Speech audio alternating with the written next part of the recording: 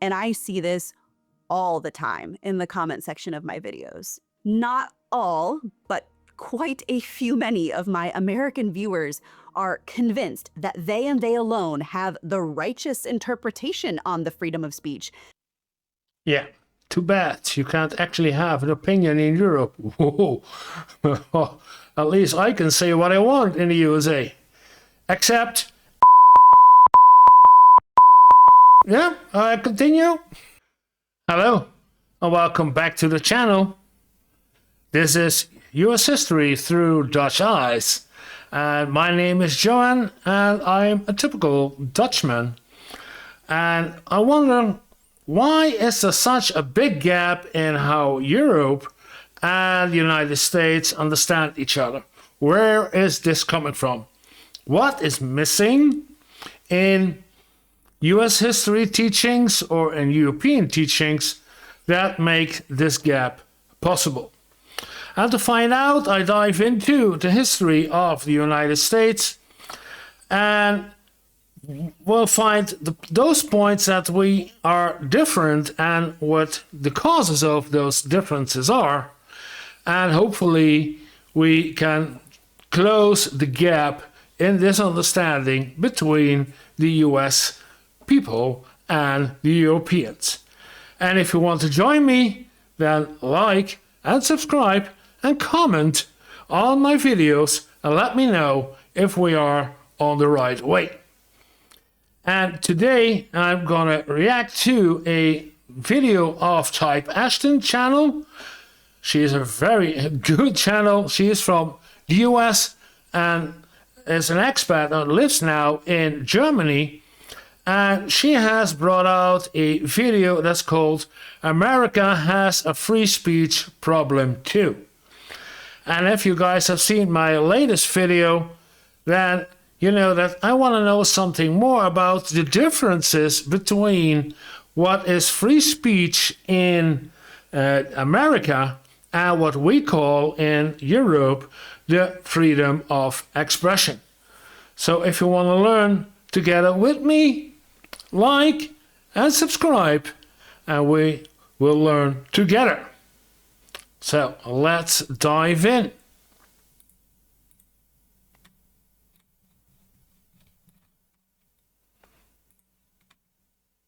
Somewhere I read of the freedom of speech. Somewhere I read of the freedom of press. Somewhere I read that the Martin Luther King, yeah. I had a dream. And he's talking about the freedom of speech and the freedom of press. greatness of America is the right to protest far right. This is the First Amendment that protects your right to stand here, protects mine. The freedom of speech, widely considered the cornerstone of modern democracy, has also become increasingly weaponized. But opinions shouldn't be illegal. Not just in its use, Bring back free speech to America. but also how we personally define it, We don't ban offensive speech. how we perceive others' definition of it, And across Europe, free speech, I fear, is in retreat. Whoa, did he say this?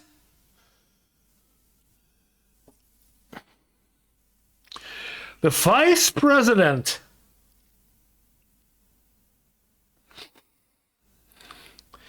He really did say this?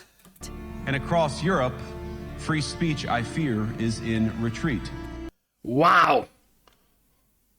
No way. But keep on and going. how we police it when it goes too far. But we also know that there have been infringements on free speech that actually affect not just the British. We've had free speech for a very, very long time in the United Kingdom, and it will last for a very, very long time. The First Amendment to the U.S. Constitution protects the freedom of speech, but that protection is not absolute. But if your democracy can be destroyed with a few $100,000 of digital advertising from a foreign country, then it wasn't very strong to begin with. And despite recent condemnation from American leadership on how other countries choose to limit it, The United States also struggles within itself to find consensus on when the freedom of expression goes too far. Yeah. Before I looked at the rest of the video, I already know, because I earlier processed it, and ban books. To ban books from universities, specific books on primary schools, secondary schools, high schools, ban books. Should the freedom of speech be absolute or strategically censored? And what kind of problems does this ambiguity create for yourself and for your country, American or not? Well, let's take a look. Good intro. Good intro.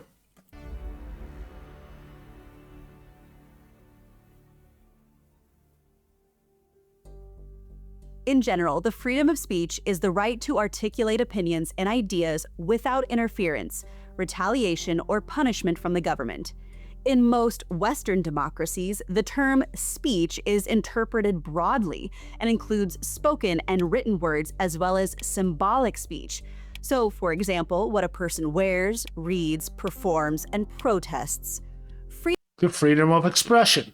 United States Freedom first of right. speech is a right preserved in the United Nations Universal Declaration of Human Rights and is formally granted by the laws of most nations.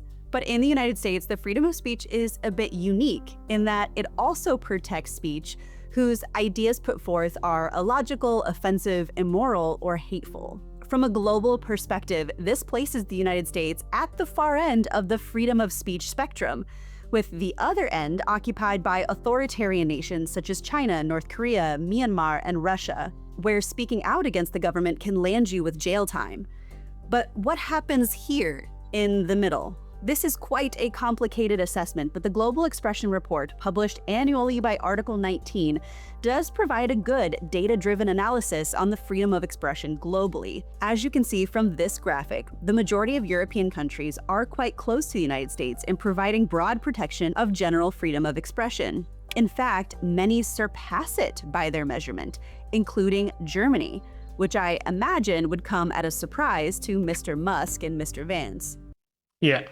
United States at place 26. I was looking for the Netherlands. Didn't see. Finland, Ireland, Iceland, Portugal, Austria, New Zealand, Canada, Argentina, Spain, Czech, Italy, Latvia. No, it's 24. Oh, not that bad and not that good. 2 places up to the United States.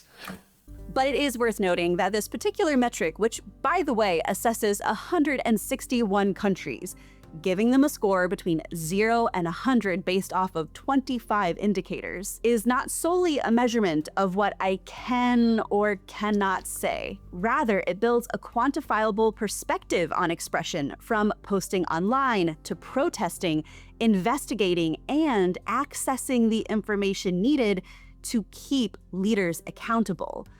The latter likely Biden asserts executive privilege to prevent release of classified documents recording.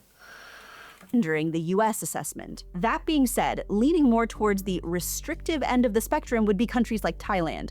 For example, in April 2021, a Thai man from the Chiang Rai province in Thailand was arrested and received a 28-year sentence for violating a law which prohibited criticizing the country's monarchy. The truth of the matter is, the freedom of expression is broad, and the tools that you have to exercise it vary widely from one country to the next. But it's also important to emphasize that the freedom of expression is a multifaceted human right, and there isn't concrete consensus on it. For example, purists who vigorously defend the First Amendment and advocate for the unlimited exercise of free speech believe that speech, unlike physical conduct or force, should be countered with other speech. The general idea is that speech in and of itself is not violent, and challenging ideas promotes critical thinking and growth. Yeah. Sticks and stones only break bones, words don't. In theory, but in practice, things become much more sticky. And prominent leaders on both the right and the left engage in censorship in the United States. Instead of using speech or There it is, banning books, yeah. protest to counter the speech or expression that they criticize or dislike, people on both sides of the aisle appear to want to prevent ideas they don't like from entering the conversation. Take what happened recently at Stanford University as a prime example. When a Trump-appointed federal judge, U.S. Circuit Court Judge Stuart Kyle Duncan, gave a speech at the university, student protesters interrupted him and disrupted the speech he had been invited by other students to give.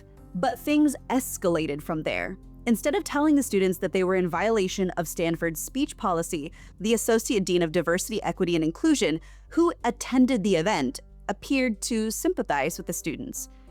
Then, Stanford's law school's dean, Jenny Martinez, issued an apology to the judge and explained to the public that Stanford's speech policies do not permit coordinated efforts to shut down invited speakers. And then things escalated again. Wait, was inconsistent with our policies of free speech. Our disruption policy states that students are not allowed to prevent effective carrying out of a public event, whether by heckling or other forms of interruption. And with our sincerely apologies, yeah. Students then protested the dean's apology, claiming that counter speech is free speech. But coordinated efforts to shut down someone's speech through disruption or threat of violence, sometimes called the heckler's veto, is actually not protected free speech. This was one of those situations where the students wanted to counter speech with speech, but ended up violating free speech. But before my viewers on the right decry this, yeah, free speech and counter speech, if you allow each other to finish sentences or to finish their argument and then present a counter argument, is something else, speech versus speech, than heckling and interrupting and twittering about something while somebody else is making his or her view clear. Yeah, it's a form of respectful debating, and I can't understand that this is somehow heckling is not protected under free speech. It's not protected under free speech. Heckling, interrupting. Yeah. as an example of the woke mob, we need to balance this criticism a little bit. Historically, it is the left, on principle, who has been a major champion of protecting free speech, including about freedom of expression. This symbol, what's blurred out here. Why is it blurred? It's freedom of expression. She used it. But for YouTube, it's... who has been a major champion of protecting free speech, including offensive and hateful speech. This most famously includes the American Civil Liberties Union, or the ACLU, who in 1977 defended the right of these guys to march in a town whose residents included many Holocaust survivors. And their of these guys, again, she has to mind her words, what she says, because YouTube, again, So, talking about free speech and the freedom of expression and how it's censored is visible already in this video talking about it. Defense was led by a Jewish American lawyer. Furthermore, the infringement of free speech is something that the right regularly engages with as well. Free speech. Maybe we should boycott Starbucks. I don't know. Free speech. We ought to boycott Geico. Free speech. Get that son of off the field. Freedom of speech. For all of the upheaval and anger about cancel culture, conservatives too have embraced an extreme version of censorship in order to resist a rapidly changing society, with laws that would ban books, stifle teachers, and discourage open discussions in classrooms. And even just last week, the Trump administration banned the Associated Press from covering White House events. The AP is the United States' most omnipresent media source. They span out across the country, and their pieces fill your local newspapers and major news media outlets. By law, when the government makes a decision, it can't be arbitrary. They must have a compelling reason to restrict the First Amendment on the rights of free speech and the freedom of the press. And a squabble over how the AP labels the Gulf of America / Gulf of Mexico, which precipitated all of this. According to the Trump-appointed judge who's overseeing the court case on this move, is pretty clearly viewpoint discrimination and a violation of free speech by the White House. Yeah. Oh, we got Patreon. Today's video is made possible by my supporters on Patreon. If you would like to gain early access to videos before they're uploaded to YouTube, as well as participate in exclusive Q&A sessions with me, please consider subscribing to my channel at patreon.com/Type Ashton. Now, all of that being said, I think a big problem with the freedom of speech in the United States is that it is widely misinterpreted and often weaponized as a way of virtue signaling. And I see this all the time in the comment section of my videos. Not all, but quite a few many of my American viewers are convinced that they and they alone have the righteous interpretation on the freedom of speech. Yeah. Too bad you can't actually have an opinion in Europe. Whoa. At least I can say what I want in the USA. Except N-word, F-word, continue. At least I can say what I want. Yeah, Europeans live in fear of the we live in fear of the government. We have real freedom of speech. Oh my God. Of course, American news has more opinions about the news. You can't be jailed for having opinions here. Yeah, everybody is entitled to their opinion, and we can disagree about opinion, but we in Europe definitely have the freedom of speech, and like I said, we have the freedom of expression, and that is more than only the freedom of speech and gathering. And that those living in Europe specifically are being silenced. However, in the United States, the freedom of speech does not mean that you can say whatever you want when you want.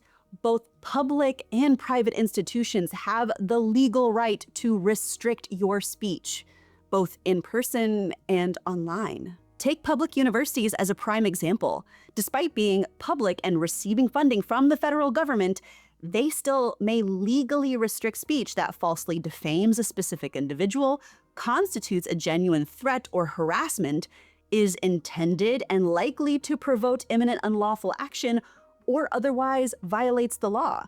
In addition, universities may reasonably regulate the time, place, and manner of speech in order to ensure that it does not disrupt the ordinary activities of the university. In short, universities are not censoring you by expecting the bare minimum of civility. Hate speech, harassment, and insults are not the same thing as criticism and do not contribute to critical discourse. And that is the exact same distinction that countries like Germany enshrine in their laws. It's a central pillar of their society, and therefore it applies to everyone in society. Especially Germany, with their history about neo-Nazism. Yeah, they have those things. It's called hate. It's not, we don't allow hate speech. When you hurt somebody else's feelings, then you are not correct in your speech. Then there's someone who can slap you on the fingers and say, we don't allow this. This is not the law. So you gotta be civil with one another. Your voice matters. You have the right to say what you think, share information, and demand a better world. You also have the right to agree or disagree with those in power and to express these opinions in peaceful protests. What you don't have the right to do is to be about it.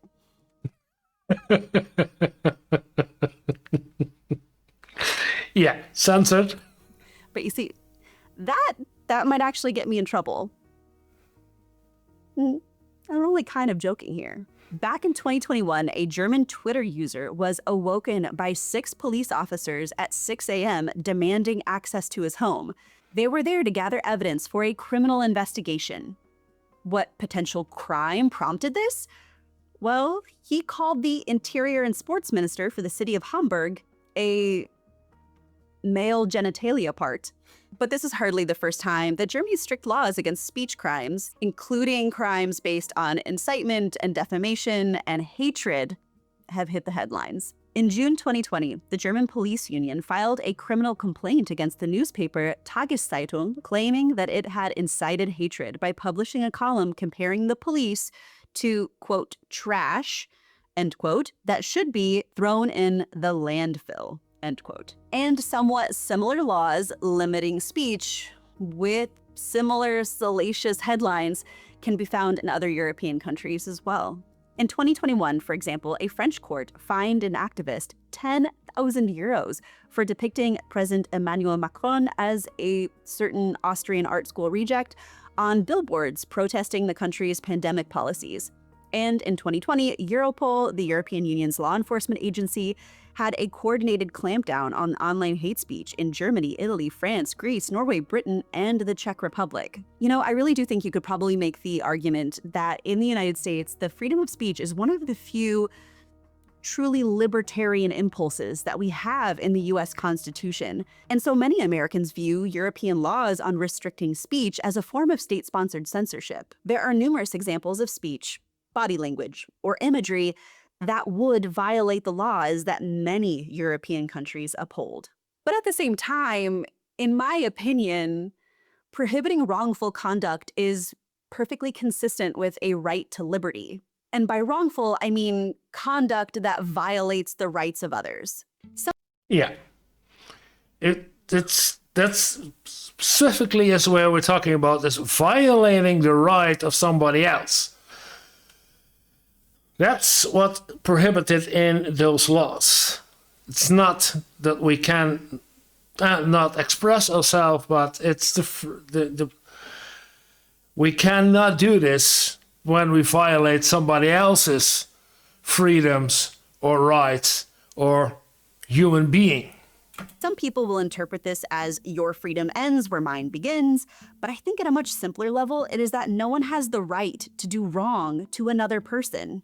And again, disclaimer, this is my personal opinion on this, but I find that a huge missing piece of this discussion on the freedom of speech, especially when we're talking about it from a European versus American perspective, is that we spend the majority of the time talking about the limitations and the rights of the people who are exercising free speech, and not nearly enough on the rights of the people who are affected by it.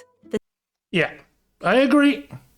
The sad reality is that we live in a different world now from when the First Amendment was drafted. This is from the January 6th, right? Tyranny, harassment, and oppression of today does not necessarily come from a king, but from the unfettered speech and misinformation propagated amongst the masses. Americans especially are at a real civil reckoning with what to do when you live in a largely unregulated digital society that also has a propensity for violence. Unregulated digital society that Nashville school shooting suspects. Social media linked to Madison school shooter. Social media. Wait. Nashville school shooting suspects. Social media linked to Madison. Jan linked to a Madison school shooter. Social media sources. Wow. A 17-year-old allegedly shot 2 classmates at his Nashville school this week. 17-year-old.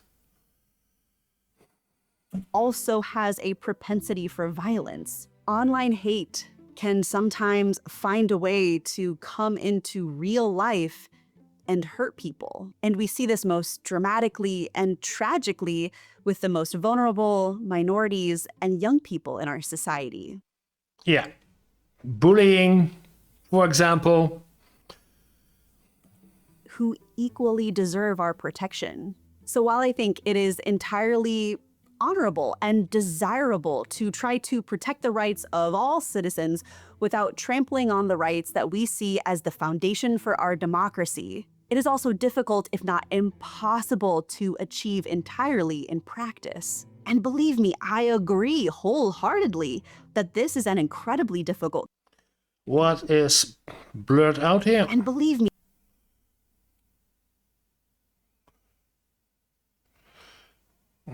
Thank God for, I don't know. And whoever shall be in danger of judgment. Opinion. Thank God for.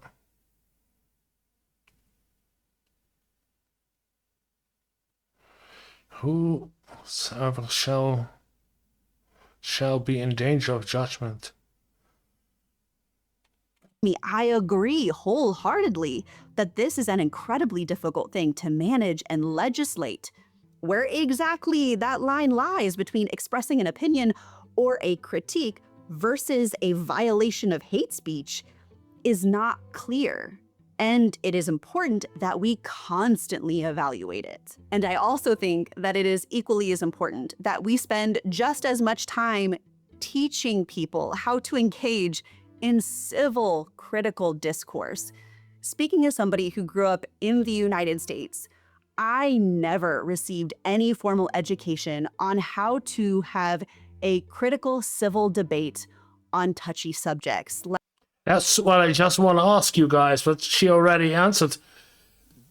Is there in your education, and I thought it was, because there are debate classes, as far as I know, that you learn how to debate with each other, how to speak and counter-speak, how to have respect for each other when you are debating a particular subject or in a meeting, and you have to listen to other colleagues who has different opinions than yours and how to react.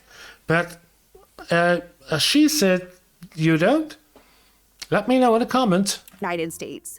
I never received any formal education on how to have a critical civil debate on touchy subjects like religion or politics or ethics. It was just simply or SAX? Not part of my K through 12 education because probably the school system didn't want to be sued. And debate club as an extracurricular activity was not something that I had access to. That was usually something that was only reserved for the wealthy school districts. Okay, because that's what I was referring to a couple of minutes ago. So a debate club, but only for the rich ones, the rich schools. And you can read into that what you will. But I think the lack of training and tools on how to be critical without insulting someone is evident in the carte blanche that we give freedom of speech in the United States. Many will say it is too difficult, too complex, and rather than debate and mediate in order to find a common ground that does the most good with the least amount of harm, we simply say all or nothing. But I personally disagree. It is precisely that those things which are important and good are difficult. I don't think Europeans always get it right. What? Are difficult. I don't.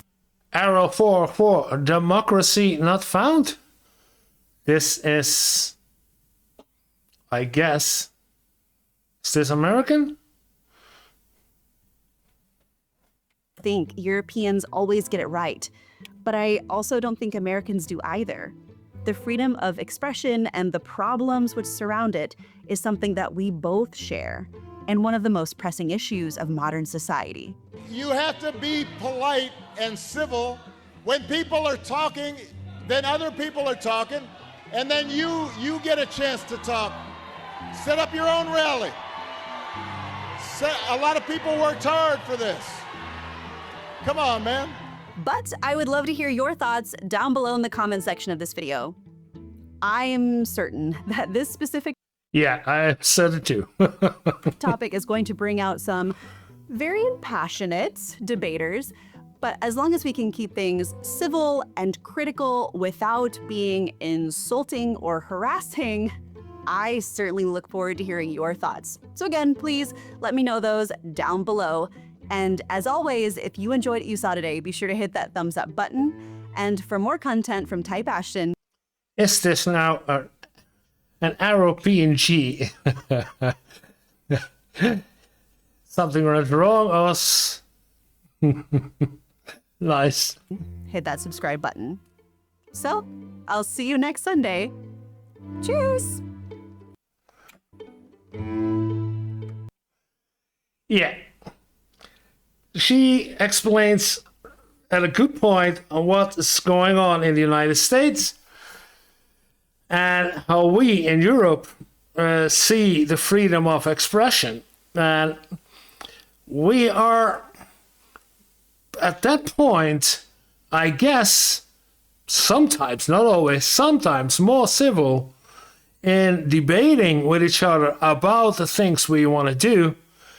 And in the United States, it's typically, I'm wrong, you're wrong. If I'm right, you're wrong. And if you don't do what I tell you to do, then I smack you in the head. Because I'm right and you're wrong. Even if I see, and that's always, I don't say that we in the Netherlands, we don't do this, but talking about political discussions from the one side of the aisle to the other side of the aisle, the borderline, the line in the sand, is, if there are skeletons in the closet, they are drawn out and thrown at the enemy because maybe he or she becomes the next president instead of me. So we go and get everything we have to discredit. We don't. We argue, we debate, and we say some things that's on the border, but we never make it personal. And that's the way that I like. That's what we're doing. So we have the freedom of speech, we have the freedom of expression, but we are also in the laws that we protect the other one so that we cannot do anything else. And if you look at my previous video, you should, then you see we don't do hate speech. And that's not done. It's simply not done. You're hurting another human being, and we will not accept that from each other. Let me know, like Ashton say, let me know in the comments what you think about US and European laws about the freedom of speech or the freedom of expression. Like and subscribe, and see you in the next video.